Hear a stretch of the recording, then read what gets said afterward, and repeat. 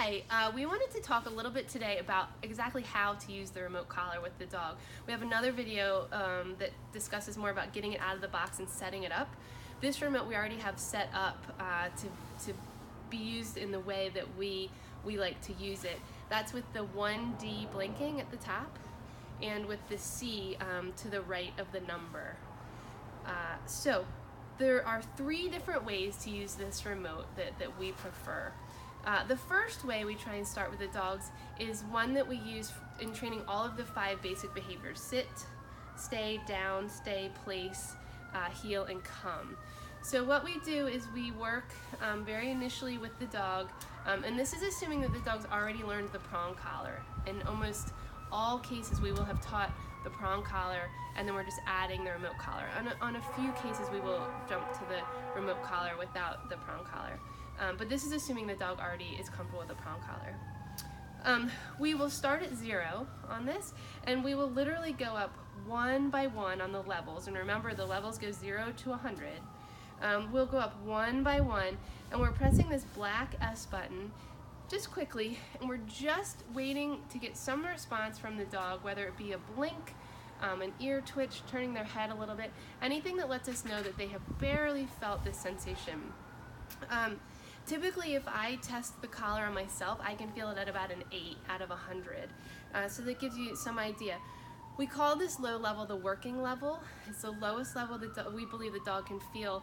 And remember, that level might change on any given time, but we try and find the number when the dog is calm and somewhat resting and not highly distracted.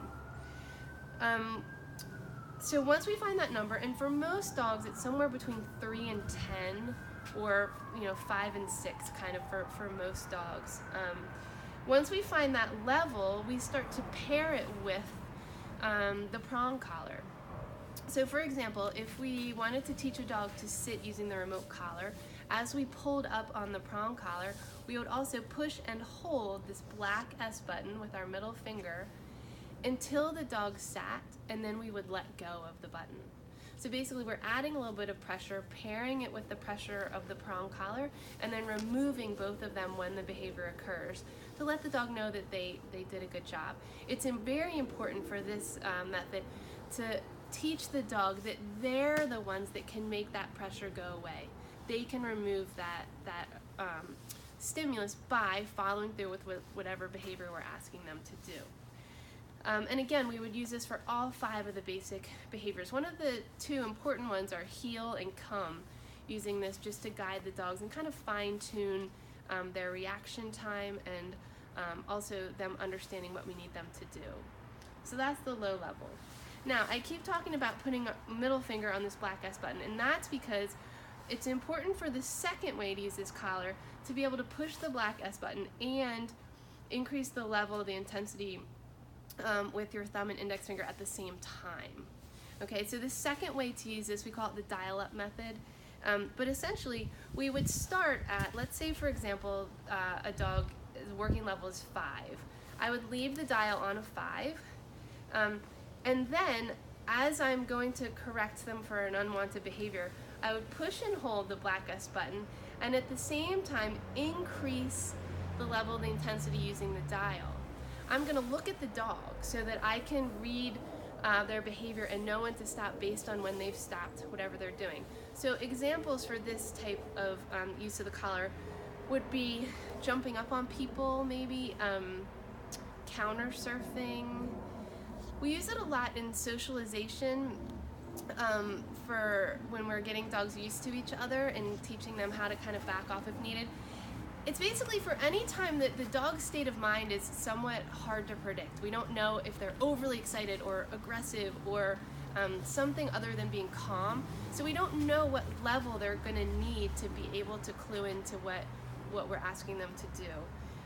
So the dial-up method is used in situations like that. The other really useful thing about the dial-up method is it gives you some idea of what that upper limit or the range the dog has as an individual. And so as we dial it up, because I'm looking at the dog, as soon as it gets its feet off of the counter, for example, is when I would let go. So the dog learns, they kind of get a warning of sorts because I'm coming in at the lowest level they can feel. it increases and goes away right at the moment when they kind of stop doing whatever the unwanted behavior is. So this dial-up method is typically used as in more of a corrective way. We want to decrease the likelihood that that behavior would occur in the future. But because we're coming in low and dialing it up somewhat gradually, the dog's able to tell us themselves by their response what levels needed to get a more desirable behavior. The last way is one that's used the least frequently, but that's where, once you understand kind of the range a dog has, is that you would put it up on a higher level, maybe even slightly higher than the usual number that you would get to dial it up, and use it pretty much as just a strong correction. So examples of this would be dogs who dig in the yard, maybe unwanted digging, eating poop, sometimes counter surfing, or sometimes jumping on people, but a behavior that you really don't want to have happen again. The analogy for this would be kind of like touching a hot stove. You want the dog to know not to do that again because the consequence is high and undesirable. So that's the third way to use this collar, and it's pretty selective when we would ever feel the need to do that. So the first two ways, the low level and the dialing up, are the ways that we would use the collar predominantly. But there are times when a higher level correction to address something that's a severe safety risk to the dog, or that's just purely an unwanted behavior that we don't want to see again, we would correct fairly high like that. There obviously takes a little bit of skill on the part of the handler to get comfortable with using the three different methods. We really then just rely on the black S button and the dial. We don't use the T or the red S button often, but they do have uses here and there.